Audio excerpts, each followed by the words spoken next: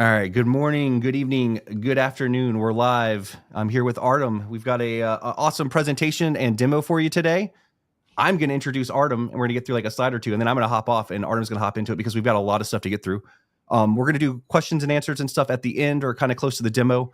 Once we get through the slides and we get to the demo, I'll hop back in, and then we'll answer some of the questions that you have. So please save questions or post them in the chat, and I'll try to answer stuff as we go. But Artem will answer the questions after the presentation so that we can get through it because there's a bunch of stuff to get through. But how are you doing today, Artem? Welcome in. Excited? I'm fine. Happy to be here. Very excited. And good evening, or in Germany or in Europe, it's, I guess, good evening. So I'm really happy to be here and also to share our insights on non-testing of Argo CD at scale, how we done it with vCluster and how we failed and how we broke the cluster and all the stuff. So yeah, I'm happy to be here.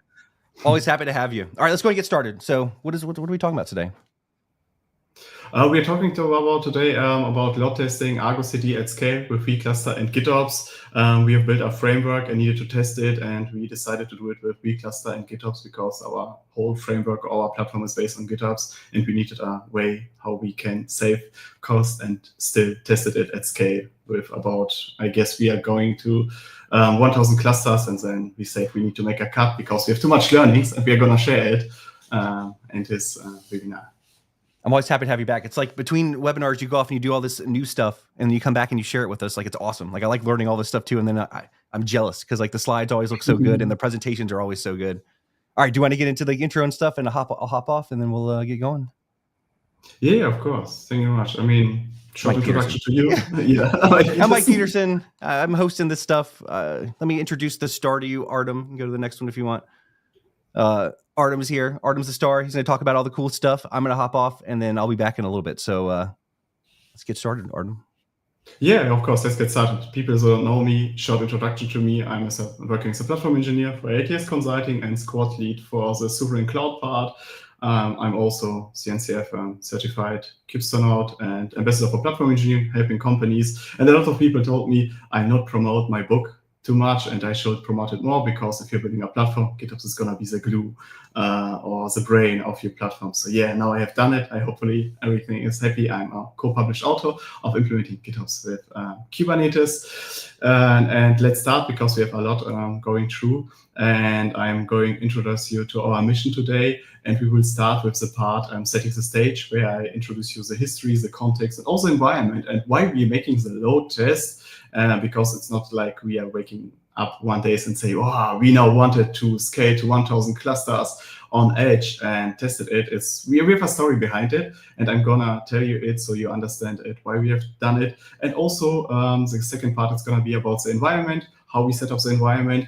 If you're looking to our last webinars and also to Reddit and LinkedIn, a lot of people ask us, please, can you not just showing what you have done and what you are doing on the webinar? Can you please explain a little bit more the environment you're using for it, and then showing the use case? And yeah, you ask, we answered, so we are going to show you the environment, and then we are going to the demo time. Hopefully nothing breaks. And then we share the learnings with you from our load test, and also how we pivot and how we continue.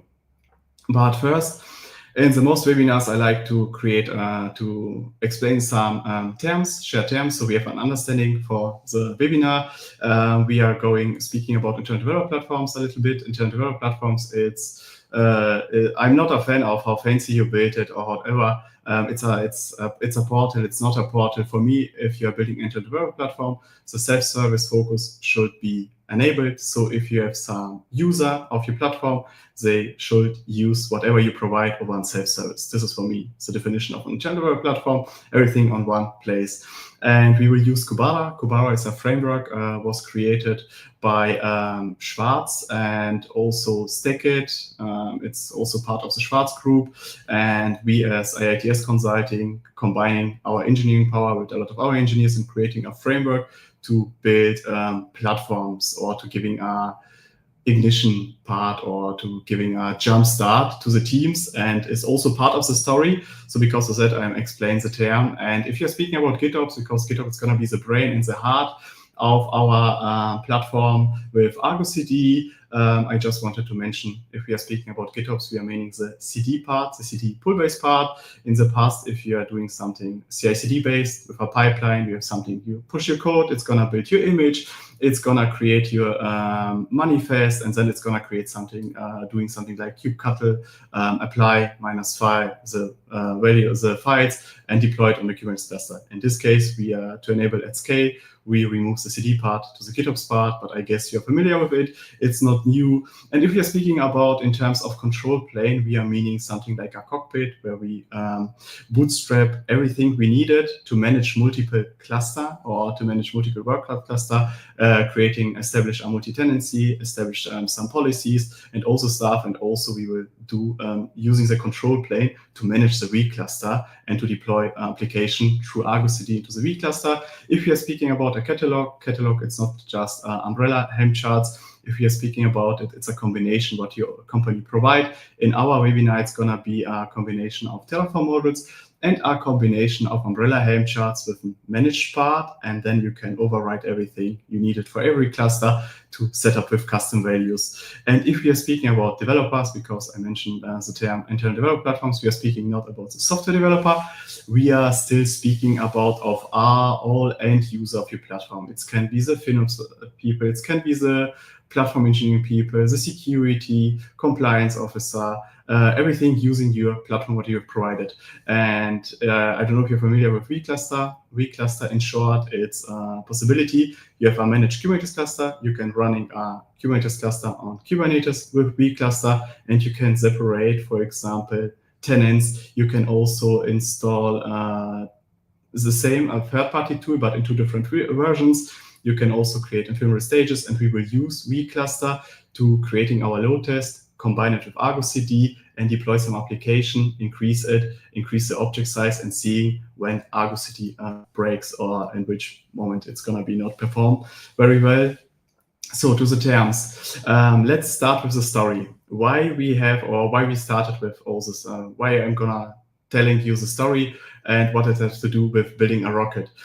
8 years ago, I guess, or 9 years ago, if I was studying, we have another project where we have built a rocket, or we have to calculate all the fault tree and also calculate the cost, how you need to test it. For example, if you are building a rocket and you are need to complete a mission, how you create a fallbacks. For example, do you choosing 2 parachutes and all the stuff. And in some kinds, if I was designing the slides, it's remind me building in IDP have a similar to do building with a rocket. Don't ask me why. It's just coming in my mind, and I say, yeah, maybe let me check all the parts and let me try to compare it if I can explain it. And it's going to be something like if you're looking at rockets versus internal development platforms, if you're looking in the aspects, the mission goal by a rocket, of course, building a rocket for a space team and building internal development platforms for the developers. And the mission goal is going to be something to reach the orbit, complete a space mission. And it's a one-time mission. If you are building an internal development platform, it's going to be something like deliver software faster, safer, self-service, but it's not a one-time mission. You started with them, and then it's increased, it evolved, and the user are going to use it. Hopefully, if they not use it, you don't provide maybe a nice internal development platform or a platform, however you call it. And if you also have some complexity, if you're looking at it, you have some materials, you have some aerodynamics on the space part. On the internal development platform, we have some CI/CD, infrastructure, security, observability, GitOps, depending on your company, also maybe some compliance rules, some default policies. And if you compare it from the user types, the user of a rocket space of our mission is going to be, of course, expert astronauts, or satellite operator of a IDP, it's going to be expert developers, FinOps, security, or software engineers. And if you fail on a rocket, it's going to fail the mission, hopefully the team coming back. And if you fail on the internal development platform, it's maybe you're getting some production outage. But the cost, it's going to be, if you fail on a rocket mission and you don't test it very well, so you are paying, if I remember the numbers right, it was something between 50 and 150 million euro for one mission, or how we simulate it with another project, with a master rover project. And if you're building maybe a platform and it's failed, you maybe spend 1 million or maybe more. So yeah, you need to test both things, but a rocket, you need to test more. And coming to the testing, if you are testing a rocket, you have some ground tests, some wind tunnels, and another stuff to test it. If you're having a platform, you need to have some staging, testing, rollouts, features, also some maybe uncommon pattern from the users. And the integration challenge will be by a rocket. You have to multiple mastering a lot of engineering discipline. You need to understand the math, the physics behind it, how the material works under different pressure. And if you are building an IDP, you have different domains you need to combine it. Like I say, you have maybe some compliance security stuff, you have maybe some observability part, and you need to map everything to your business values. And coming to the life cycle, like I say, if you launch a rocket, it's going to be one-time mission. You can upgrade, you can get in the learning and putting the learning in the next iteration. But if you're launching a platform, it's going to be, you need support. It's going to be like a product. You need to treat it as a product, and it's got a bit difficult. Let's take a short look how to building a rocket, and I'm going to explain why I'm telling you the story in few slides. If you're building a rocket, it's going to be something like you have rocket engineers, they build it, they test it, they pivot, they improve it, they test it, they pivot again. They also, again, more improve it, test it, pivot, and have all the tests. And then if they are lucky and finished and have all the approval, sending the astronauts to the mission, completing the mission if you are done. But if you're building an IDP or a platform, it's going to be something like you have platform engineers. They are building the platform, then you can test, you can pivot, and then you have end user. Hopefully you have end user. If you don't have end user, you have to think about your platform. They're going to provide you feedback. They also provide you some tests. So you have more people in the loop. And maybe you're asking you, why, Artem? Why you're telling? We are here for a load test, and you're telling us something about building rockets, something about building IDPs. And then coming to the point, you can see on the right side, you have the part how you build an IDP or a platform.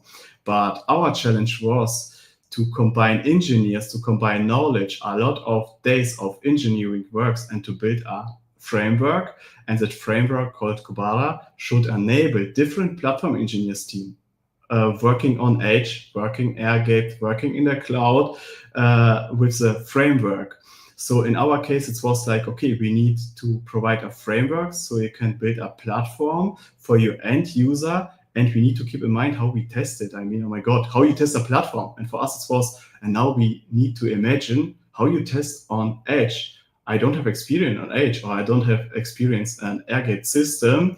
And to make it more clear, if we are building a platform like last year for different customer and operating on it, for us it's very easy because you have some buttons. I don't push it because it's a hot fix. It's a dummy. You are in control of the platform. So, for example, if you are desperate, for example, like I can call a colleague, Alex, and say, Alex, I don't know anymore what the button is doing. Can you explain it to me? But you are also in control what's happening, and you know that the D stay for deploy or destroy. And now you need to provide this part to outsource this to a platform engineering teams that use the framework, and you're not of control anymore of the hot fixes and all the stuff. And it's, for us, it was from the feeling like, okay, we are building an IDP that builds an IDP that builds an IDP. And we was like, okay, how we test it? I mean, testing is very difficult, and it feels like a little bit interception. I don't know if you saw the movie. It's, for us, it was like, okay, I mean, to building a framework, to put all the hamsters, all the stuff, it's easy. But now the user asking us, how many cluster can the platform handle? And let's take a look of the level of testing, keep by the testing, because we are here speaking about load tests and how we test it. And if you are testing software, it's very easy. I mean, software, it's not new. You have end-to-end tests. You have a real nice coverage of the software test. If you're speaking about infrastructure tests, we had a discussion today, and we are speaking about, okay, how you can, for example, test Helm umbrella charts. Of course, you can slinting, you can template it, you can deploy it, seeing if it's running, but it's just one Helm charts. If you have multiple, if you have Terraform, if you have some Pulumi part, infrastructure tests are going to be difficult. And if you're looking at the platform test, now you need all the bricks you have, all the Lego bricks, all the charts you need to put now in one platform. You need to put a portal on it, and then you need to test it. And in the most cases, I don't a lot of platforms that have a high coverage of all the integrated parts in the platform. And our role was now to be here and say how we predict the platform tests that people want to test in the future. How are we going to handle it? And I want to do it once because I don't have animation. But now I'm finished with playing, and we needed to predict this platform test. And we was thinking about, okay, what are our user? Because at the moment we have, I guess, user of the framework. We have 5 different teams, 3 internally and 2 externally. The internal teams running on Edge or having a lot on Edge running. As I said, it's going to be, Stackit is a part of Schwarz Digits. Schwarz Digits is going to be part of the Schwarz group, and they produce. I don't know if you are familiar with Schwarz. They have Kaufland, Lidl, Preseo for recycling, and they have a lot of Edge location. They produce stuff. So you need to think in another terms. You need to understand how Edge works. Edge is limited. It's not like in some cases you have a single cluster, so you don't just can put a lot of nodes on it.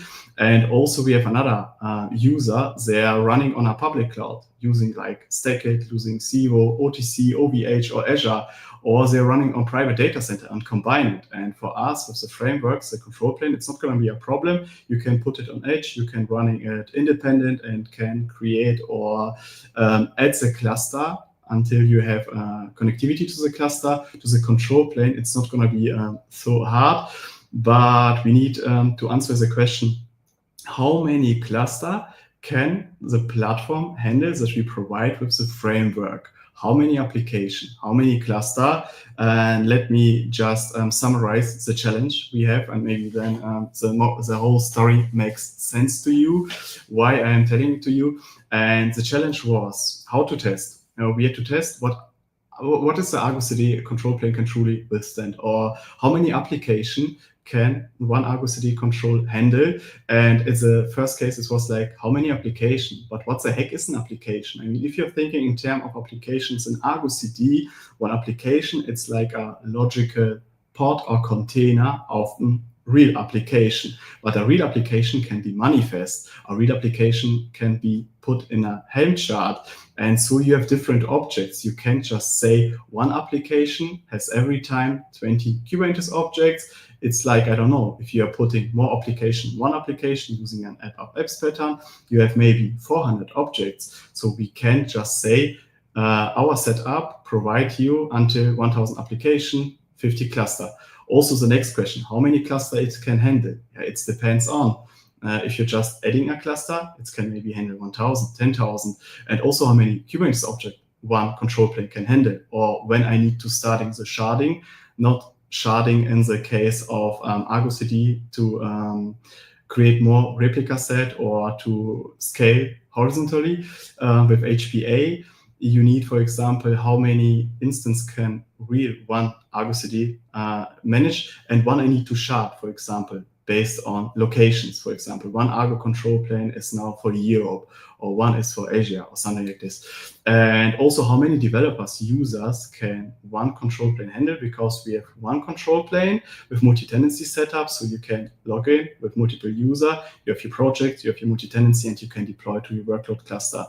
And of course, all these parts should be cost efficiently, because we are doing tests, enterprise, and we can just spin 1000 cluster across 1000 edge location. Not because it's not technically possible, it's cost you a lot of money, and you also need approval, because I mean, if you produce something in a location, you don't want that some engineers testing and spinning some cluster in your production part where you produce some, I don't know, bread or another stuff. So for us, it was like, okay, this is the challenge we have to provide, and the team's coming to us and they say, yeah, we like the setup you provided, but can you please tell us how many clusters application can a control plane handle? And for us, it was like, yeah, we tried, but first let's us to doing some tests. Hopefully now you get our situation and why we are doing it and why we do the load test, and hopefully you understand our pain as a X engineers team. I don't know, I don't have a better name. So it's X engineers teams that's gonna provide the framework and also predict like the future, how you can test it. Now let's take a look at the environment before we come into the testing. the environment is gonna looks like here. You can see it's a down. We are the X engineers. We provide the framework, and we also use this framework to provide the platform. Or what you can see, the platform is gonna using a config YAML, and it's gonna create, for example, for you one cockpit cluster. It's gonna bootstrap Argo CD. It's gonna also template you Helm umbrella charts with all the managed part, also the Terraform modules, everything you need to move the parts. Also create for you a managed vault, everything. And we say, okay, if we want to test a platform, we need to use the same framework we provided, because if we don't use the same framework, maybe we build a framework nobody want to use. And we're still using it and we're still testing it. And this is how the environment built the lightweight. We are going to the different steps so you understand more about the catalog, how the catalog is built, how the application sets coming in, what's label-based means. For example, if you look here, we are going through all the steps, and then we are going jumping later to the demo and test this setup with multiple cluster. And like I said, yeah, eat your own dog food. You need, if you provide something, you should use it by your own self. If you use another one, maybe you provide something, you should avoid it, or doing pivot it is. Let's take a look at the catalog. If you're speaking about the catalog, like I said at the beginning, we are speaking about umbrella Helm charts, and we are speaking about Terraform models. It's gonna be looks like here. You have a managed part, we call it managed service catalog, where we have a lot of third-party tools inside, and we have pre-configured it. So we have some values defined, we have some security context defined. And similar for the Terraform, we're using some Terraform models because we are not using Crossplane or another tools. We are still sticking to infrastructure as code, and we provide some models for the different managed parts. And then we also enable, you can see a customer service catalog. In the customer service catalog, you have a similar structure. You have Helm, you have Terraform, and you have control plane is the name of the cluster that we have chosen for this webinar. And you can provide custom values for the Terraform parts. You can create node pools. You can override the version, similar to the Helm charts. We will use it in a few slides so you get a better understanding. But this is the part when we are speaking about a catalog. It allows us to bootstrap a platform and also to handle it if we need a new cluster. We're using the same framework to add another cluster under customer, spin it up, and then add it to the control plane, put the labels on it, and deploy it. And as you can see, vCluster is not a part of the environment of the framework. We need to add it later, so we need to extend our environment. We are also thinking about maybe in the future we are focusing and also include vCluster as part of our managed service for some ephemeral stages and another use cases we provided in the last webinars. But at the moment we try to focus for the platform teams on the most important components you need, for example, to deploy an application. In Argo CD, Cert Manager, you can see we also have some Cilium, Longhorn for the edge parts, and we remove the eBPF stuff and another stuff because we say just focus on the basics. If the teams master the basic, we can extend it. This is where we are now. And yeah, if you are looking at the application sets, we are looking at the customer part, at the control plane, in the Argo under values. We created, or you saw, call Alex. Alex created a resource for an application set so that you just need to provide in the bootstrapping values a list of your third-party tools like Argo CD and Co. And behind the scenes, it's going to create for you an application set and also a label. So you can put on one cluster, or you have 10 clusters, you put a label like Cert Manager on all of them, and Argo CD is going to deploy it based on the application set. It's going to create an application of the application set for every cluster. And it looks like it's just abstracted for the end user, because we wanted also to have abstraction layer for the end user, and they really like it. We also getting later adding new services, so you can understand how the application sets parts works. And you can find it again here between Argo CD and the umbrella Helm charts and application set. It's going to be the glue or the possibility to deploy applications. And if we are looking after we're using the application set, what's happening in the cluster, which resource is going to be created. And if you look at it, we pull out the Cert Manager application set. It's you can see here we're using the generators, the cluster generator. The cluster generator or the generators allow you in Argo CD to combine two generators. We use the cluster generator with labels. Based on the labels, we can scale. Based on the labels, we can also enable deployment from different tools over different cluster. And we choose this pattern to scale because we have to manage in the future maybe 2,000-3,000 cluster and need to deploy, for example, on every cluster a cert manager. And this is the easy way how we can do it. And if you can also, it's gonna grab the name of the cluster if you are using the generator for clusters. And if you have a cluster wearing the label Argo and it's connected to Argo, you can automatically grab the name. So for every, in the Argo control plane UI, every time a new cluster spinning up and cert manager come in, it's gonna take the name of the cluster, put it before dynamic, and then you can also see how many cert manager do you have, on which clusters they are running, and this is the magic behind it. And if you're looking here, we have two sources. So one source is just a pointer to the same repository, which will be used in the next part, in the Helm part, to override with the values or to patch with the custom values for every single cluster. Like I say, here you can see in the Helm charts, you have some parts. It's, I mean, you have a release name, how it should be called in the end cluster. And you have also, we have something like ignore missing value files. If you don't have a custom overlay, Argo CD just should ignore it. And then we have the pointer to the manage bar with our opinionated way. And also you can see use please these values. And we have also this reference from up where we can see here you can find for this cluster the custom values and pages. And so this is how we scale. And yeah, behind the scene, what's going to happening, Argo CD doing something like template, cert manager, management service catalog, going to the path, and also getting the values files. And then we are doing something like minus values, customer service catalog, the name of the cluster, and it's going to be the cert manager application for here, and we'll patch it.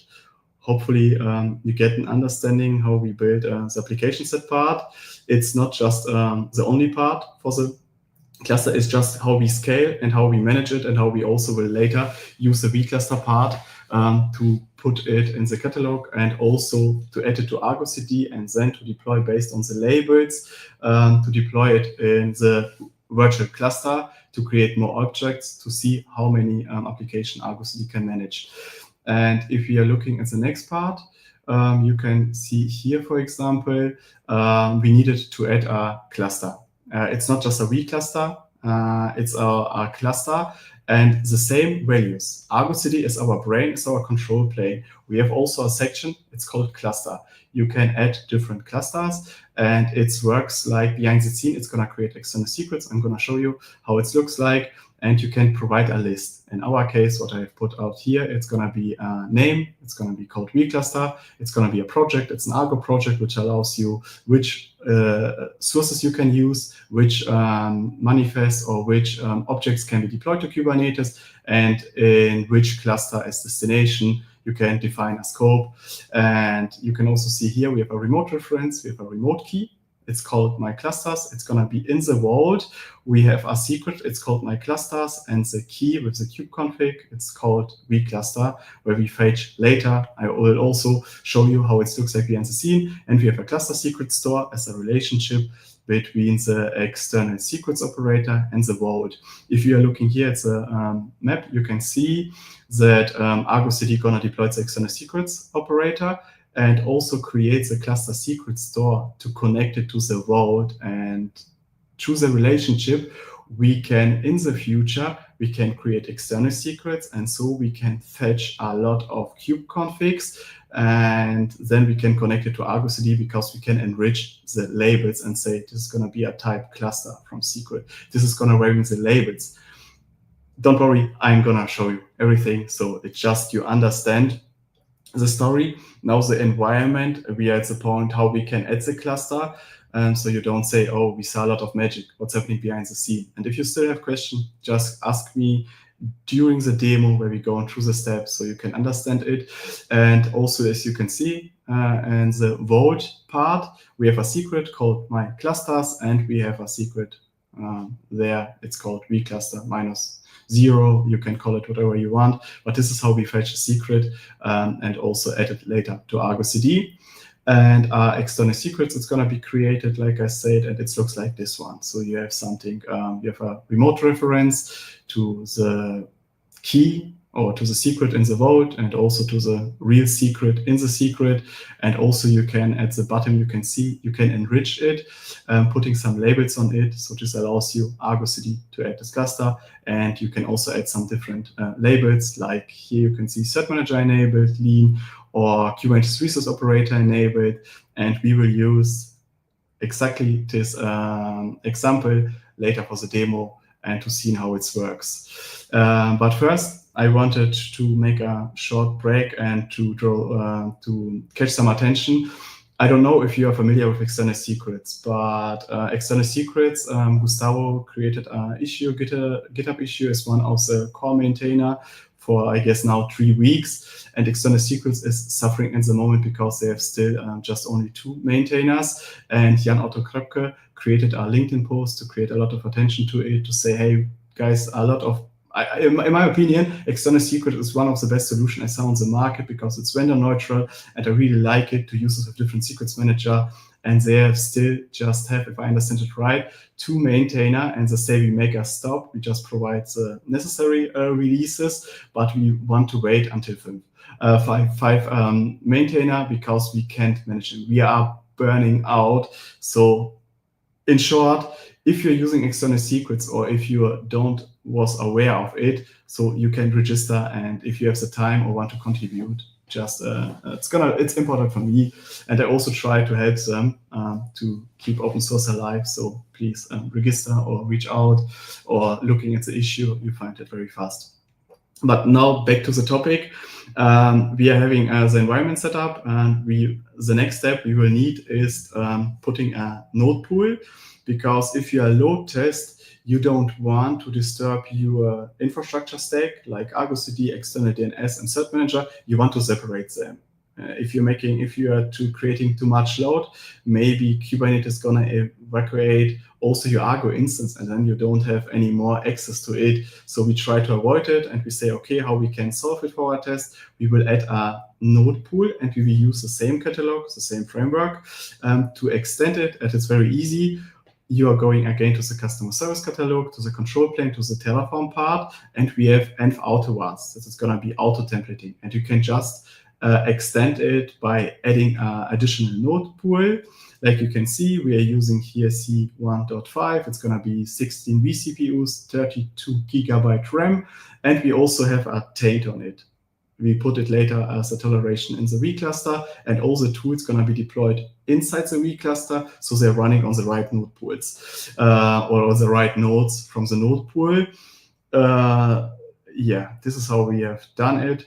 And now, of course, we need to add vCluster now real because we have at the moment we have just our stack, and we need to extend it. It's very easy. You're just going to the umbrella Helm charts, and you're going to the managed service catalog, and you add umbrella Helm charts to it, and you can use it based on the labels. But we are not using it based on the labels because application sets are made. If you have multiple cluster and you label them with the same labels, you can deploy it on multiple cluster. In our case, we have the control plane, and we want to deploy the vCluster on the control plane on the same hosted cluster or managed cluster. And yeah, you need to label it, for example, like you need to create one application set for every vCluster. Then at the end of the day, you will have 500 application sets, and application sets, it's not the purpose of an application set to create one label for one application set. And because of that, we are choosing another pattern. It's called app of apps pattern. So you can create an application Argo CD that are pointing to a folder. And in this folder, you can put different application, vCluster, Nginx, your custom application. And we use this approach to creating an app of apps of vClusters, so we can scale like crazy to test it and also remove it later if you don't need it anymore. This is how we build it.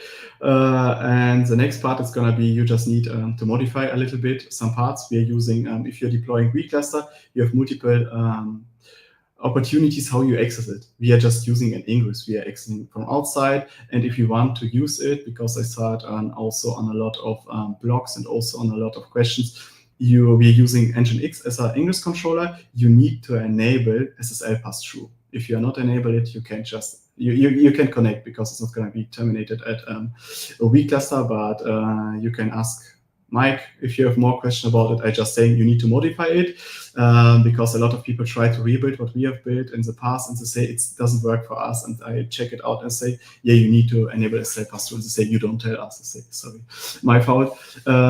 And then we also added some Cert Manager, Lean, another umbrella Helm charts, Kubernetes Resource Operator, Kubernetes Stack Lean. We remove some parts, so we have multiple objects we can test, and don't deploy our part or need to overwrite it, because it has some customer parts you need to set. This is how we modify the environment. Yeah, now let's put everything together and jump into the demo. If we put everything together, you can see, you can find here again, not so fancy anymore. You can find the catalog of the Terraform, of the manage of the customer part. We will have Argo CD. We will have the pointer f of f's to the vClusters. We will have the relationship between the external sequence operator and the vault.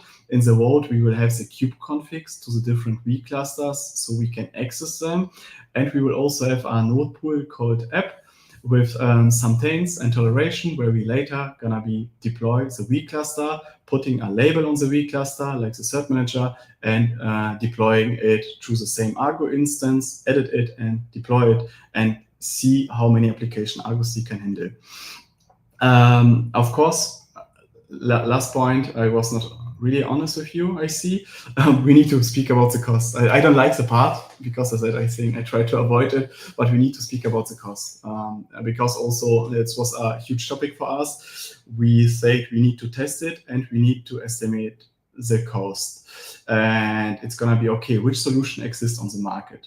We say how many clusters we will need for our testing. We say for the beginning or for the first iteration, it's going to be about 500 clusters or maybe 1,000. So we are looking at the solution in the market. We are looking at Civo. I don't know if you're familiar with Civo. They provide you a lightweight Kubernetes on the open infrastructure based on K3S. And if you compare it with another provider with like Azure Kubernetes Service and EKS, they are really cheap if you compare it. And we said, okay, what if we are saying one cluster with one node, how much it's going to cost on Civo? You can check it if you don't trust me.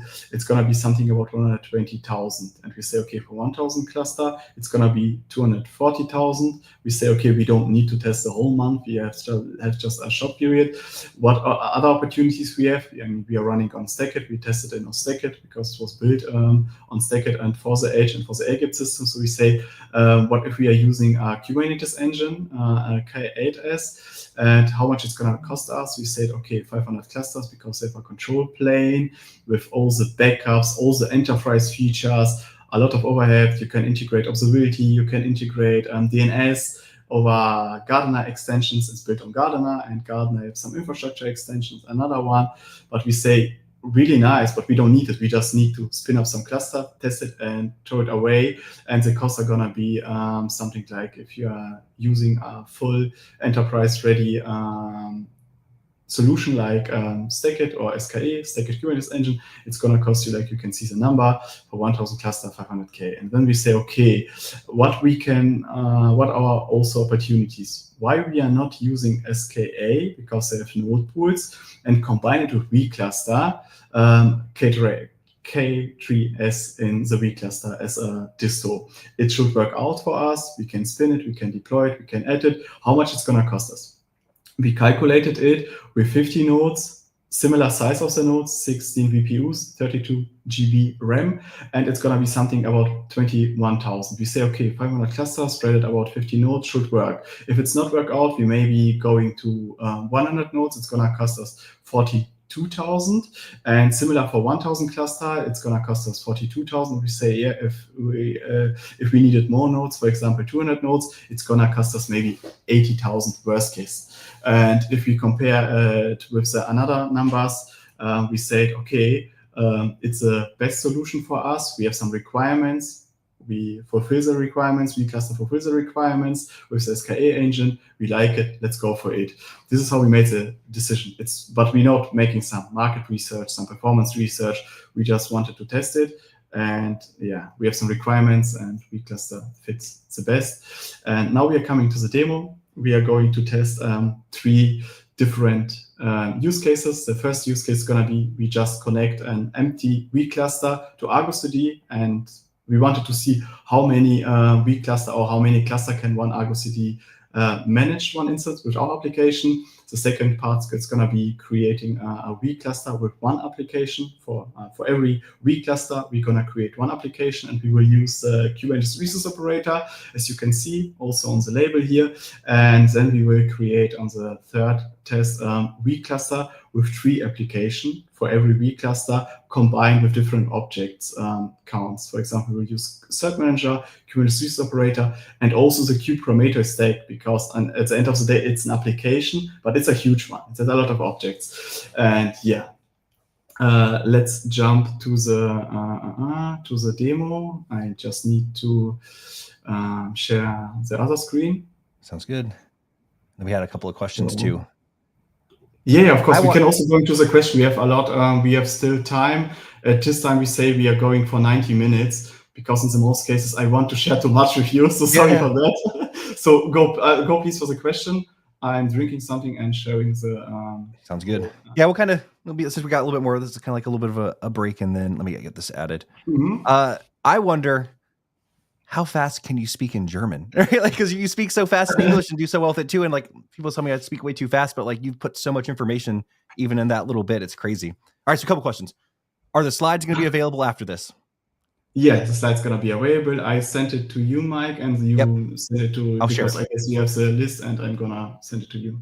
Okay, so what I'll do is I will, after we're done here, if you want to watch this again, go to our YouTube channel. I will add chapters, and I'll add a link to the slides. All right, another question. So what was it? It's pronounced Kubaru. That's your platform, right? Like someone was looking for that on GitHub. That's something that you've built internal tool, or is that something that's external? It's a framework. It's not a platform. It's a framework to build platforms or to bootstrap it. And at the moment, it's in a stage of inner source because we build something for our internal engineers, and then a lot of customer coming to us also from the outside and say, we want also to test it because we like the reference architecture coming from it. And we say, oh no, we have too much requests, and we just wanted. It was not the purpose to share it, but now we're getting a lot of requests, and now we're creating the maintainer internally. Also, if I'm speaking about I'm speaking about StackIt and IITS Consulting. We just support. We also create a combination of maintainer, create inner source. We started already. We have a release pipeline. We released yesterday. We released the second version, and so in the future it's gonna be available. This is a long-term vision that we're making in open source. This is a long-term vision of StackIt, and we will share it, of course, with you. But at the moment, we need to find the maintainers, the engineers inside, and at the moment we have 3, and also people coming, and then we will share it in the future. So follow you. You'll make an announcement soon, and then people can still just comment on your other posts and say, "Hey, where's this?" until it comes out. That's the plan, right? All right. So another question. So, we have one more question, or a couple more questions. Is this hub and spoke design with Argo CD or one master Argo CD instance? But I think you showed that it's like one master with app of apps. It's gonna be one Argo CD and master it, not a hub and spoke. If I'm understanding it right, hub and spoke is, for example, so we get a common understanding. I have one Argo instance, and then I have a lot of workload cluster, and I deploy on every cluster a dedicated Argo instance, and then they can use from the user. This is what we mean by hub and spoke. Oh, I mean, I write a book about it literally, but I need to make it clear that we have a common understanding. I think that was a question. All right, so we got a couple more real quick. I'll get through them real quick because I know you got the demo too. All right, so you already said that maybe there's plans on going open source with this. Let me answer the other question. The SSH pass through. That's because it terminates at the actual cluster. So the cert's on the K3S cluster, right? So like you want to pass it through to that. Otherwise, you're going to get a mismatch of certificates saying that hey, this doesn't match. So like that's the reason you want to do the pass through. All right, cool. So. Are we getting the code? Someone asked that too. So I think that's a little bit of this platform thing. So I guess is that open source is some of this stuff you'll share, or is there gonna be a GitHub repository with what you're about to show right here? That's publicly accessible. At the moment, no, because it's I'm not responsible for it. We want to make it open source. The only thing I can share with you is the script, but it doesn't help you because you need to understand how the platform is built. So in the future, of course, everything is going to be shared, but I guess it's going to be then published under Stackit and also the repository. But I will let you know. At the moment, I just can't show you how we built how it's built, and it's also going to be improved. For example, there are a lot of plans to extend it to make it more self-service available, and I share everything. It's not like we want to hide it. It's just we are overwhelmed and we don't know how to handle the request. So we're going to show you the magic, or you're going to show the magic right now, but not behind the curtain yet. But that's hopefully in the future you'll be able to see how some of the stuff is done and maybe be able to like build it on your own based off of some of the stuff you've talked about. All right, cool. Yeah, and hopefully a lot of people are gonna adopt it and also provide us feedback and working on it. I mean, this is the whole idea behind the open source, and also make it. We don't want to keep it secret. It's not. All right, so we're using open source vCluster or enterprise for this. It looks like open source, right? Open source, yeah. I'm using open source. I mean, I don't want to lie. We can take a look. We are using the 27, I guess. Chart, YAML. It's gonna be the open source. Okay, so like the latest release, cool. The latest release.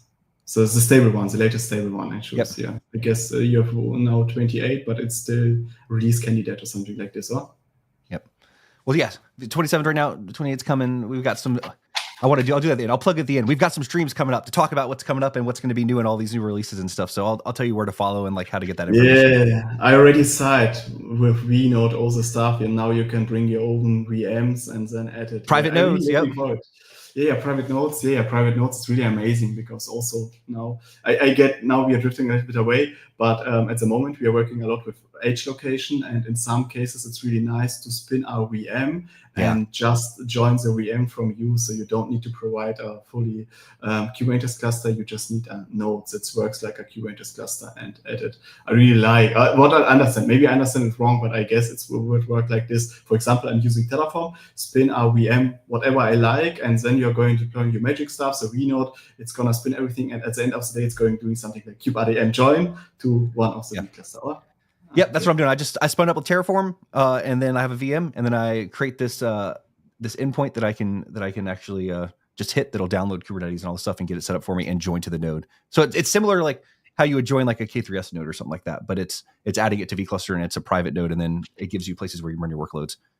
I'm going to hide again. Nice. I think intermission coming to an end. Let's go to the demo. I'm going to hide again, ask more questions. So as soon as the demo's over and more slides. But I don't answer the hub and spoke question. I guess we just speak about it. It's not hub and spoke. We decided against it. We decided to using one Argo CD control instance and create based on multi-tenancy to deploy the workload to the different clusters. So the people are using the same Argo instance, but we provide for the teams, if we onboard them, a project that is going to be scoped to the repository. We also provide an open application and also a config map that's going to be modified for the single sign-on part, so they can log in, they can see everything they needed.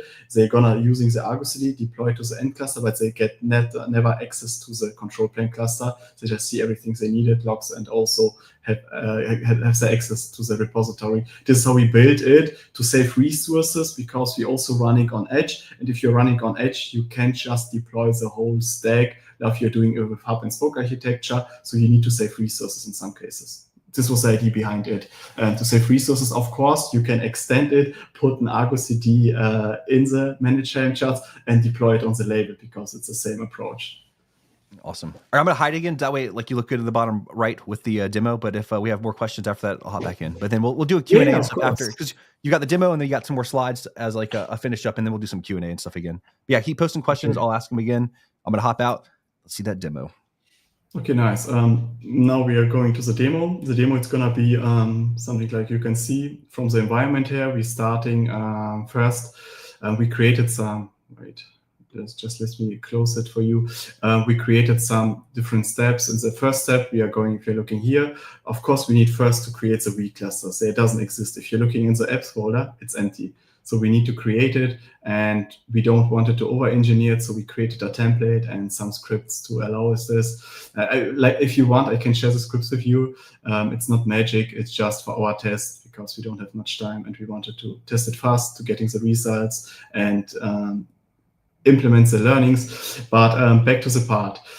You can just provide a cluster count. Every script understands it. It's how it works. On the cluster count, you say how many vCluster do you want, and it's gonna happening like this one. We are gonna execute create application. It's gonna using this template create you a lot of vClusters, and then you have a app of apps pattern, like I already explained you from Argo CD, and Argo CD gonna deploy it as my first on the node pool. No relationship, Argo CD just gonna deploy it in the first part, and this is what we are doing now. Let's say we are going with 5, because I don't have so many nodes and not an approval like for the real load test to going with over 500 vCluster. I'm gonna tell you in the learnings where we make the breaking point. And now you can see I'm just using this script. Like I said, I'm gonna share it with you. It's gonna create us 5 vClusters or 5 applications. We are using app of apps pattern, so we have a pointer. And if we commit it now, we can Argo CD should add apps and git commit add 5 vCluster. This is how we have done the test, and we have, of course, we have created 25, then again 25, then I was bored 50, and so on. But let's push it, and also then going to Argo CD. It's gonna be this part, as you can see. We have this is the Argo CD UI, and yeah, we also provide a HOMA dashboard with some OAuth proxy. It's gonna be encrypted, so you need to authenticate you. Then you can go into Argo CD and all the stuff. So you just understand a little bit. And we have here an app of app applications pointing to the folder that I've pushed. Yeah, I've pushed it. And if I'm gonna refresh it, I mean, because we can also wait for 3 minutes, but I don't want it. Let's take a look. It's gonna be now, if I'm gonna push it, now it's gonna be create or starting creating the vCluster. It's gonna take something about 1 minute. I mean, it's not a magic. If you're familiar with Argo or with GitOps, we have just now put a pointer and are deploying now all the vCluster or the 5 vCluster for the demo purpose. And then we have, after it's finished, it's running, we can take a look. It's still, bootstrapping, I guess it's take about 40 seconds, and you can see at the end of the node it's running on the pool app application. And if we are going on the looking at the nodes, we have for this demo I just spin up 3 nodes. It's gonna be enough. I mean, you will see later the nodes are gonna be bore out, and this is the part we have now. We have using app of apps pattern first to deploying the vCluster. And we also create an ingress. We have a toleration inside it. I'm going to share it with you. I'm going to share the repo. And Mike, I'm going to tell you, and then I guess you mail it to the people so they can see that it's just a template of an application. So the next part, it's going to be, now we have the vCluster running. We need to connect it to the vault, or first we need to fetch the kube config, because later we want to connect Argo CD to it, and we don't want to use something, I don't know, a script where it's gonna log into Argo CD. And I mean, we are using external secrets, and we're using external secrets for a lot of use cases. And we say, why not? We have a vault, we have external secret. Just let's fetch it and push it to external secrets. And this is what we are doing here. We are creating some environment variables or setting some environment variables. So we're getting write access to the Vault API, because the managed vault from Stackit is based, or it's a fork of the Vault API. So you can use the Vault API. If you have question to it, just Google it or look to the documentation. I guess it's gonna be a fork, because I can use also the Vault CLI. And at this part, we are gonna then fetch the vCluster kube config over the ingress, and we're gonna push it to the vault. No relationship between Argo CD. We have just the vCluster, and we are gonna push the kube config to the vault. And for that, we are going to use this script for us. Of course, we can questions also too. Yeah, of course. I'll go while it's going through. So yeah, vCluster with K3s and SQLite. If you're doing a lot of stuff on it, you want to look into something like using etcd. there's a couple of different options you can use for a backing store for it, right? Like if you don't want to use SQLite, like what are you using SQLite on these for testing, Artem, or did you set up like etcd? Because you can embed etcd, or you can use etcd that'll deploy in the namespace of the host cluster if you're doing more complicated things. Like if you're creating a vCluster and you want 100 people to connect to it, you're probably not going to use SQLite because you're going to do a lot of stuff. No, SQLite. But for our use case, I mean, we deploy just 3 application. It's can handle it. It's not going to be. We also take a look at the matrix of the Sync and also vCluster parts. They are bought out. I mean, 3 applications, not much for them. And nobody. Ephemeral, it's great. Yeah, for ephemeral it's great, but yeah, of course, if you're running it on production on other setups, yeah, you should using maybe outside etcd. I don't know if it works, Mike, but I also have a colleague of mine asked me, can you use vCluster with a database outside, for example, so you can keep your cluster without state? You don't need to backup it. Okay, yeah. So, but that's good. That's enterprise, right? So that's the open source version will let you do SQLite or etcd. Right, like in the enterprise, so it'll be etcd in the namespace on the host cluster, whereas the enterprise, it gives you embedded etcd to where you can deploy etcd kind of in the same way you're doing SQLite with the vCluster, not on the namespace of the host cluster. I mean, it's still complicated. It still kind of runs there, but it's a different way of deployment. And then you also have external databases, like if you've got a database on AWS or something like that you want to use, like MySQL or Postgres or something like that, you could connect that in, and then it'll just automatically do that. Okay, good. Nice to know, because a lot of people want to create the cluster stateless, and if you have a state and if you have you need to back up it, you need to restore it, and they want to say we want to split it, so to keep it out. So I know a lot of people also say we like to run databases or with over operator and having a state in the cluster, but the most people are scared of it, and they say we want as much safety as possible. We want to having our brain outside the cluster. And also, like I said, Stake could have also, I guess, enterprise features or another solution, like you can also back up the host cluster etcd and recovery, all the stuff. I don't need it, because if you're doing it the right way with GitOps and all the stuff, in the most cases you have covered disaster recovery. But of course, if you need to scale at enterprise, yeah, you need something, another one as SQLite or etcd. But for ephemeral stages, it's enough. For our test, it was, like I said, we have some requirements. We fulfill the requirements over 90%, and we say, yeah, we go for it. I guess we here at Syncing the vCluster, you can see they pushed the secrets to the vault. Now we are here at the step, and you can look at it. It's just Kubernetes manifest. It's fetched it and provided to it. Now we need to establish this. That are just checks for me, so I don't forget to show you all the magic what happening behind it, so you can getting everything to see what happening behind the scenes. In the next step, we are going now at vCluster to Argo CD. At the moment, like I say, we have deployed vCluster. We have fetched the config, but we don't have a relationship between Argo CD. And we are going to use, this is going to be our first test case, or it was our first test case, generate values YAML. It's going to be create. We have a cluster section, like I explained in the environment parts, and we can create multiple cluster for it and pointing to this vault to fetch it, and behind the scene it's going to create your external secrets and fetch the kubeconfig and also puts the label on it. As you can see here, we can also define in a list different labels. We disabled CRO because for this use case we just wanted to connect an empty cluster to Argo CD for our test. And if we are now running this one, you can see it's gonna happening. Hopefully you remember. Hopefully I speak not too fast. The advantage, if I speak too fast, you don't need to put the pace on double time, so you can just slow it down. I'm gonna have to go back and watch this too afterwards, anyways, because you're just giving so much information that like it's gonna be like, oh, I need to zone in on things and figure out like what's going on. But like, it's pretty awesome. Yeah, I try to lower my pace a little bit, and as you can see here, we have now the cluster section, and we have, of course, you saw 5 vCluster, so we have 5 vCluster, we have 5 kube configs, and we added it. And if we check it in, it's gonna be it's gonna be the demo add 5 vClusters. It's gonna be like this one. Of course, we can wait for multiple minutes, but we don't want to wait. We say this is Argo manage itself. I don't know if I explain it, but the Argo instance, our setup allows you to manage Argo itself.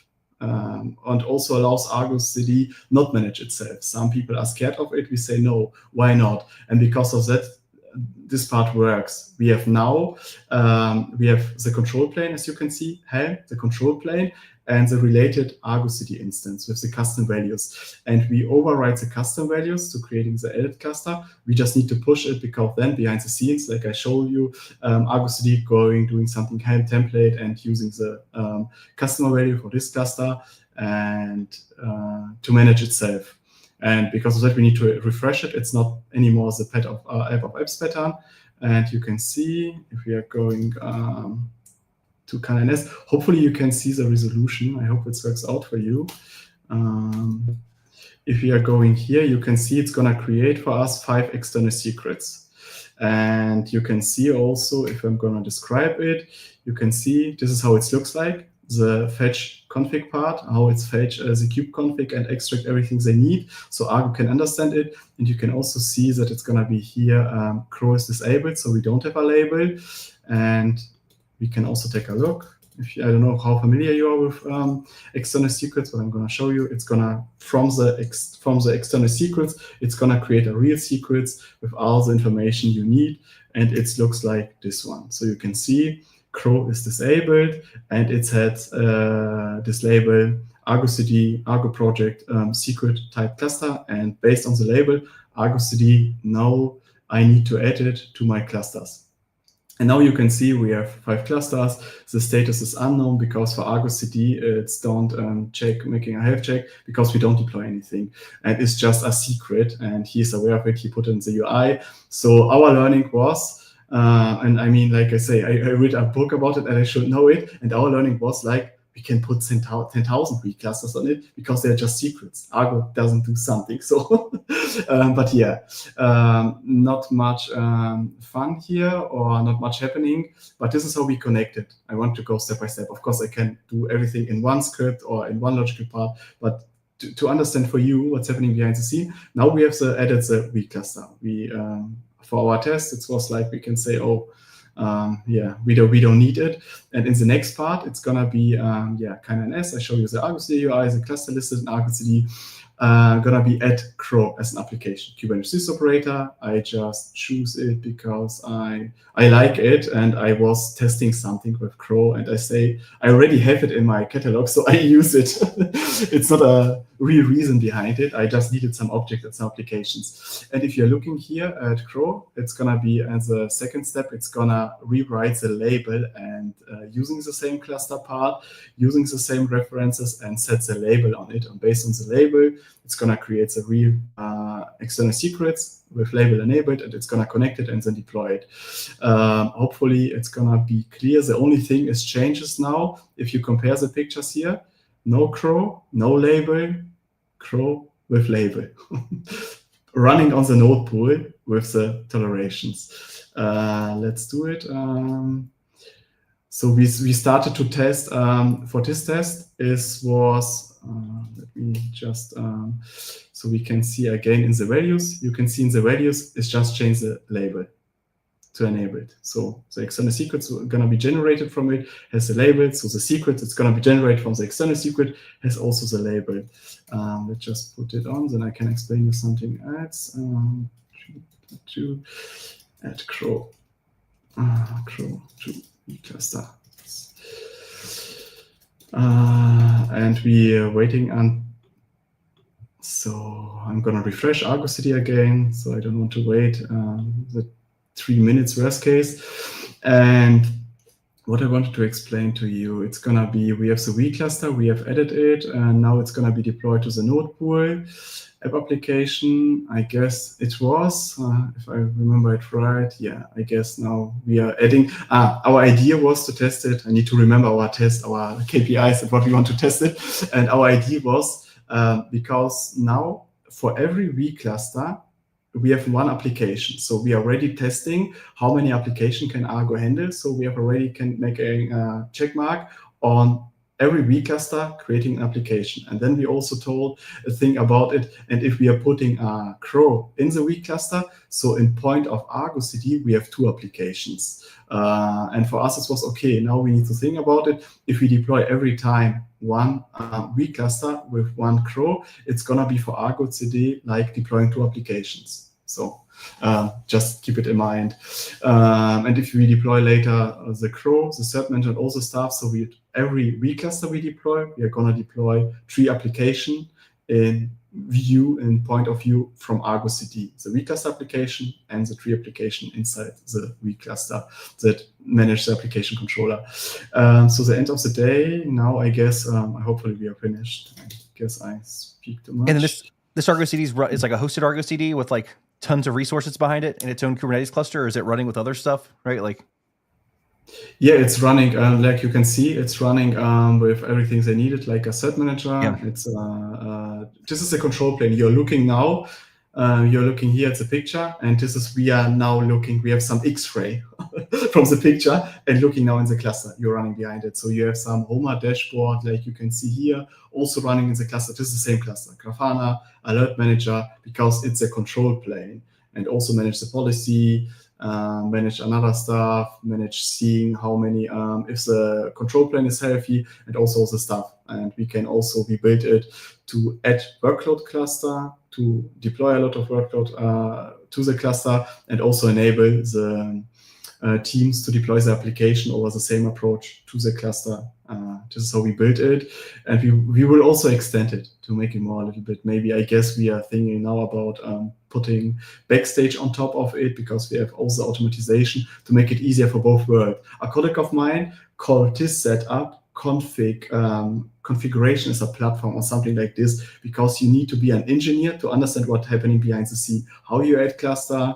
And now we try to combine both worlds to provide this. You can do it the hard way, or you can put a Backstage with some templates on it and provide it like we are doing here. I mean, if you're building an IDP or a portal based on IDP, you just need to provide first the Lego bricks, the logic you need, then you can integrate it easy. If you don't have anything, yeah, you need first to build it.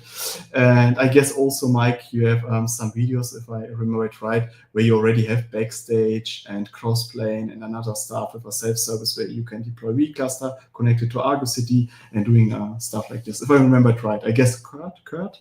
Kurt, yeah, provided some video for our platform, engineering.org, if I remember it right, or platform.com. So yeah, but back to the topic. We deployed now an Argo CD. Not an Argo CD, we connected it, we labeled it. And if we are looking now at the clusters, you can see that they have the label crow enabled, and the application sets behind the scenes are also going to be created. Application sets at the beginning here for the crow. And now we want to extend it. Similar approach. After we tested it, we were looking how many application can Argo manage, and we was bored out. And sometimes I just putting at once 100 vCluster and 1 crow application, and was hoping that the etcd store don't die from the management cluster, because you're putting a lot of traffic on it. And I was surprised that the SKE engine have no problem with that. But I'm gonna show some learning how we not killed the memory of the etcd store of the managed cluster, but how we put a lot on workload on it over link services. But I'm gonna tell you now. Let's go into the last part. And now we have Crow, Cert Manager, and Prometheus. Same thing, we just gonna edit multiple labels, and this is how we can manage also another cluster, not just vCluster. And you also can see vCluster have now multiple labels. And let's do the last test, and also seeing that the cluster git add commit tree adding 3 apps for vCluster, push it. And we had a question about Argo CD too. It said from the Argo CD, from the Argo perspective, you're using the native admin kube config to connect the vClusters instead of the typical Argo CD manager service account. They were wondering why we're doing using the kubeconfig instead of the service account, which I haven't used the service account. I just use the kubeconfig. I'm also, for the test, we're using the kubeconfig. We are looking at the moment at the agent approach. If you are building something like this one, and also if you are creating a service account at the end of the day, I also have done it with managed identities in Azure. You can also provide it, but if you have access, or if a attacker getting access to the control plane, also if you reduce if I get the question right, you can create a service account, map it on the cluster. You can also make airbag, not the admin account, and you can also reduce some blast radius. We are thinking about it. I guess we are also going, but we are looking at the agent part. So if you're using I don't know if you're familiar with the new release of Argo agents. They're not production ready, but they're gonna deploy the agent on the workload cluster, and you have just the meta information in the host cluster. So if someone gonna attack or getting access to your control plane cluster, which you're managing maybe 1000 H location, so they don't have access to another one because they're gonna pull it, and we are waiting for it. And we are also looking maybe evaluate the equity platform. They have built it, I guess, two or 3 years ago because they understand the pain. You can create service accounts, you can reduce the blast radius, but it's not bulletproof. And so we try not to create service accounts. We try to refactor it and using the agent approach. I hope answers the question, and also to giving some why we are using it at the moment. For the test, of course, we're using the admin account, so you have all the access. Otherwise, we look at like RBAC and stuff in the demo and going into all of that too, right? Yeah, you need, I mean, it's going to be like a 2-day workshop if I'm going to all the stuff, all the best practices, all the tools we're using. So it's very difficult to explain a lot of parts, but not showing just like it's running on Kine and we don't have anything, and we have some demos. We wanted to show you how we're using it at real, but not all our configuration because it's going to be too much. So it's just Bootstrap like Kubata framework works. We extended it. We have flavors. We have security flavors also for signing image, also for network policies. And we also, at the moment, we develop different flavors for this framework, so you can also enable flavor. This is also on our roadmap. So we have a lot of things we can cover, but at the moment, for the testing, we're using the kubeconfig admin. And yeah, this is going to be, I guess we have some... I'm jumping to the slides back, showing the learnings. And this is how we have done the test. You can see they are running on, if you remember the nodes, Qt, GV, and it's going to be Z2. It's going to be you can also see on the name that it's running on the control plane. And if you're looking at the nodes, they are bought out. They have nothing, I mean, 7%, 50% of memory. So you can deploy until speed on the tree nodes, you can go into 25 or 30 vCluster with 3 applications inside it. So something like this. It's not going to be a problem. Awesome. We had a question. What are you using to generate the Argo CD secret for the cluster that connects the kubeconfig? Are you just pulling the kubeconfig from like the vCluster secret and then just adding it to Argo CD, or? What we're using for it, we're using an external secrets, and external secret. Yeah, we try to explain it. We pull the vCluster kubeconfig like you will have also if you're having another Kubernetes cluster, you will have the kubeconfig. We just pull it. You can also create a service account. We put it to the vault, and then we create external secrets. So for example, if we migrate, or if we say our control plane is, I don't know, broken, we migrate it to another part, Argo CD gonna fetch everything again back and connect it, how they still. So we're using external secret for that. It's not easy. A lot of people try to build it and the most fail, because if I show you how it looks like, again, I'm really happy that I have a friend, it's called Alex, and he really he loves Golang, and yeah, he figured it out, and it's gonna looks like he wanted also to write a blog about it. It's gonna be it's gonna be look like, holy moly, you can see all this expression to getting the kubeconfig to escape it right, so Argo can understand. Yeah, it's not beautiful. Easy.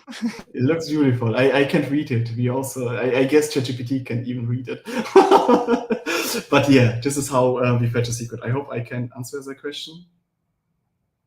It's complicated. Yeah. I think it's like it's complicated. Yeah.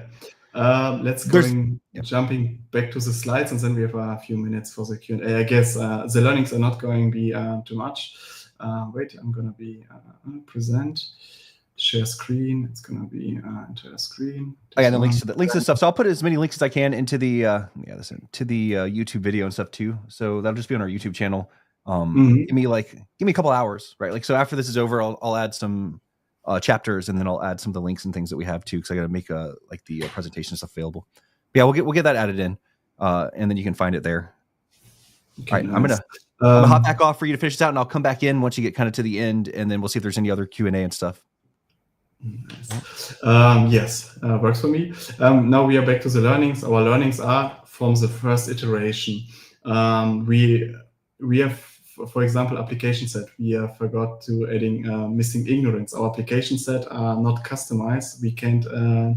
At the moment, we can't just putting enable ignore difference, and you need ignore difference. I mean, it sounds basic, but we just forgot it. I don't know how it's happening, but also the load test expose awful thing like this. We see, oh, now our templating need to be extended to add the ignore difference part, because we break Argo application controller, and then we need to create ignore difference, so you can use HPR, of course. If you don't do it, Argo manage itself. Argo CD gonna set it to the replica set provided in the values. And yeah, also respect ignore difference to reduce just to I'm going in a few slides going to the components of Argo CD.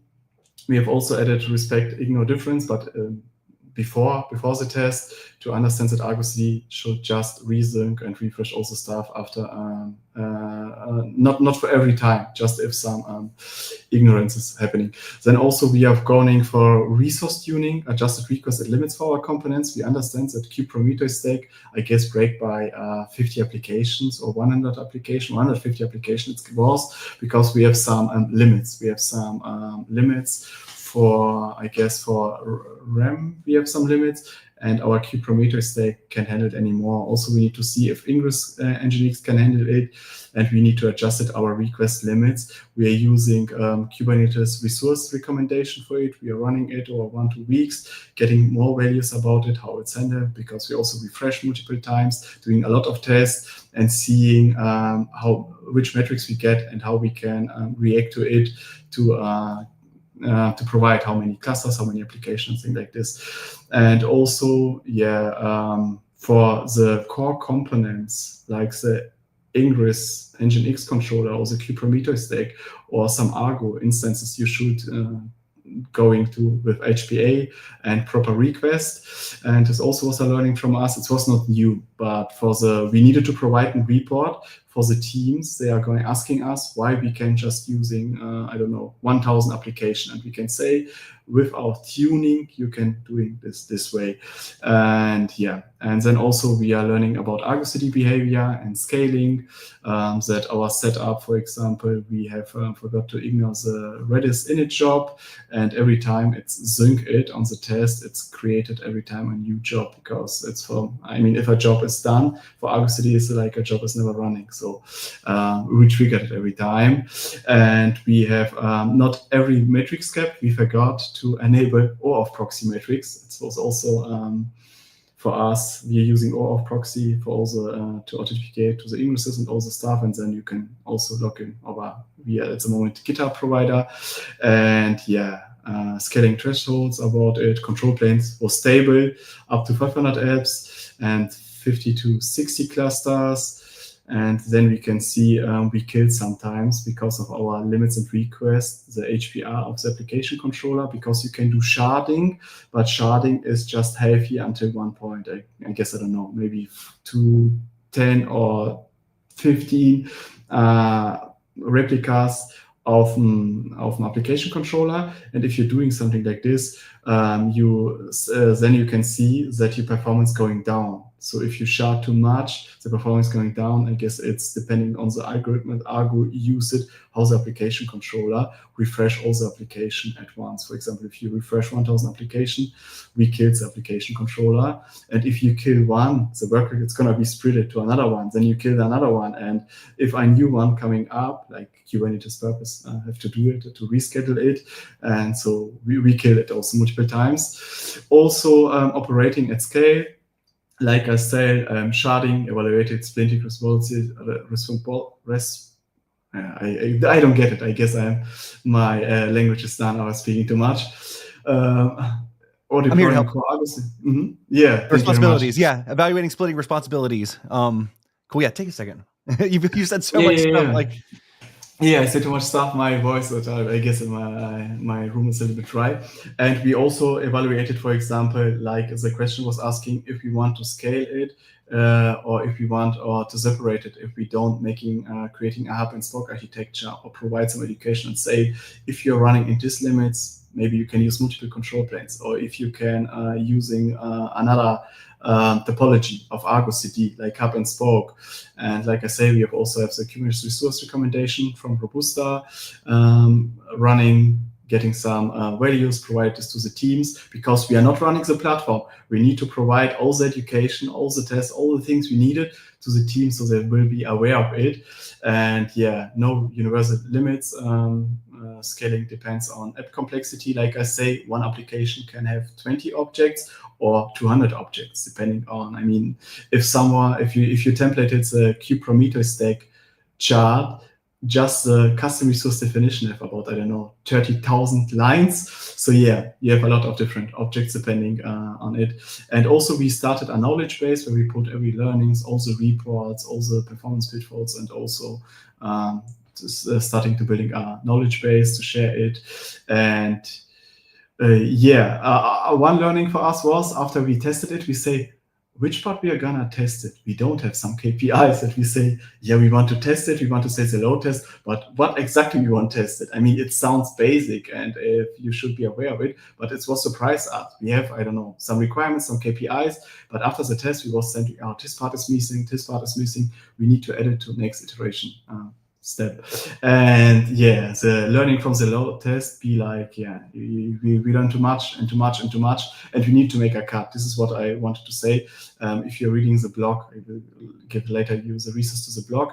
And if you read it and we say we wanted to go to 1000 vCluster, but we have too much learning, so we say we need first to improve and to rebuild it. It's not making sense to going behind 600 and going to 1000, because we don't getting some new insights. We need to fix all the stuff and to provide it to the teams. Because of that, we're making a cut at, I guess, 600, 650, something like this.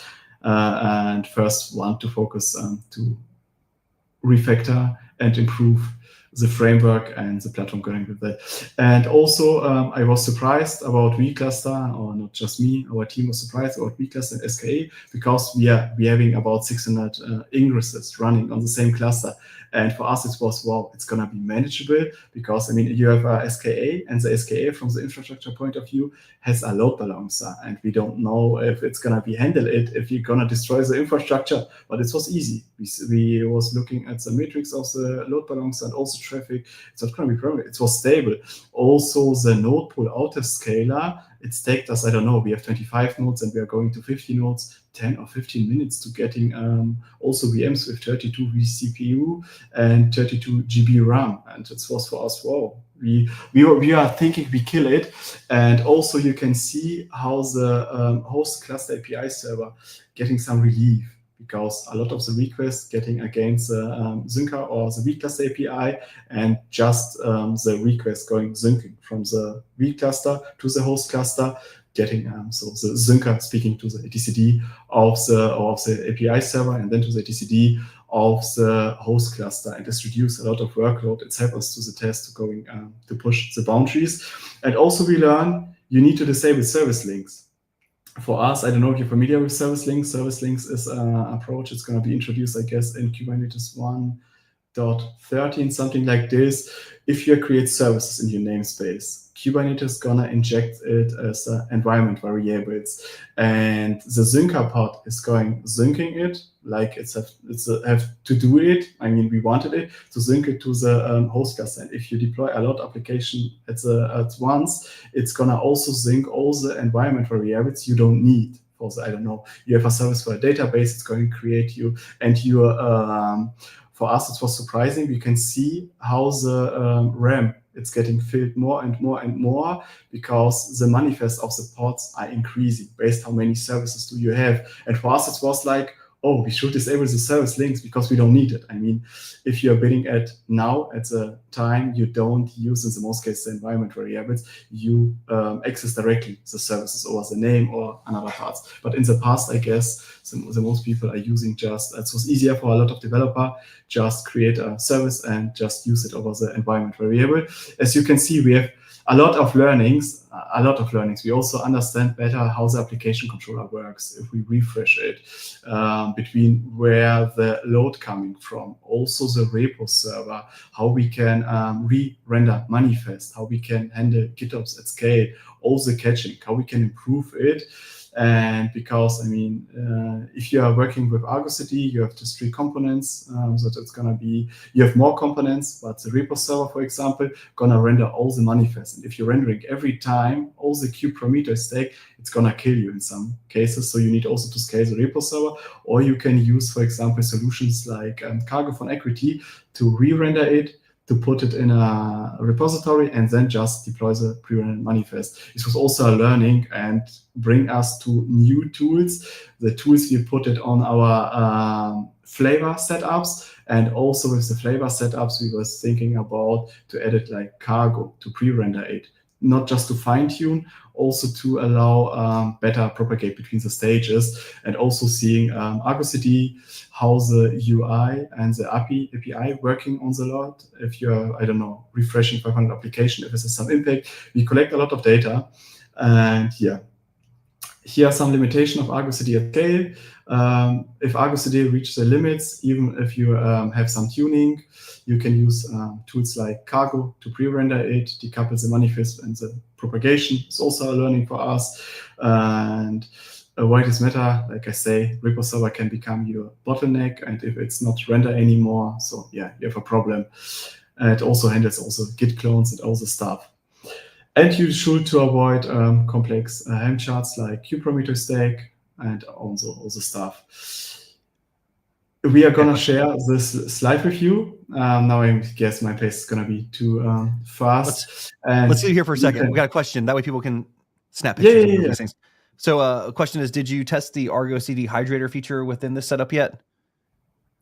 Argo CD, I don't know what that is. Which Argo CD, how do you call it? Which feature? Hydrator. Let me look it up.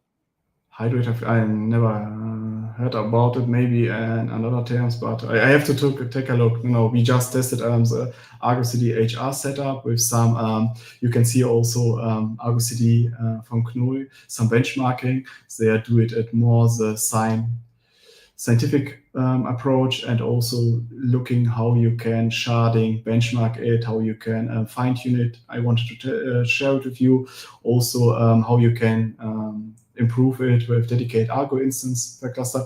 Or, I mean, Argo CD is not the only option for you. You can also do it with Flux CD and Sveltos. It's also based on vCluster. I found a video where you can Sveltos the add-on controller, which allows you to manage multiple fleet cluster. It's have an agent mode, agentless mode, and it's performed very well because it was created to manage a lot of add-ons. And in the video, you can also find how it's also achieved with vCluster, and how you can scale, if I remember it right. So I want to share it. You don't need to stick to Argo CD. I really like Argo CD, but in different use cases, you have also another tools, you know?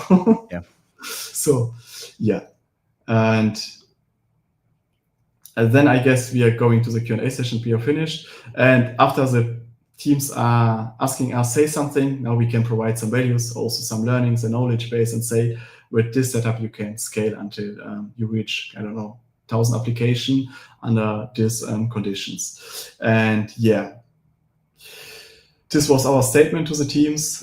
You can also read it at this Medium blog. We put everything together and also another learnings because it was the first iteration, so just the first test, and we want to exploit how it was too much learning, and we are still improving it. And if we are going share the slides, or you can also take a photo going to the blog and see all the learning. It's going to be about 20 minutes, which also scientific part. And yeah, we are now Outlook Q&A. If you're at the container days, we can also discuss this topic at the container days. We will have a booth, we will have a talk, also using and showing how you can enable an IDP self-service with vCluster. So come visit my talk. It's going to be on Wednesday. Yeah, I need to check it out. And we will also giving a book signing at a booth from the OTC, Open Telecom Cloud. And I guess we will also giving a book signing and maybe some demos. I don't ask Raoul now from vCluster if we maybe show also some demos at the KubeCon NA at the vCluster booth. So I don't have the number.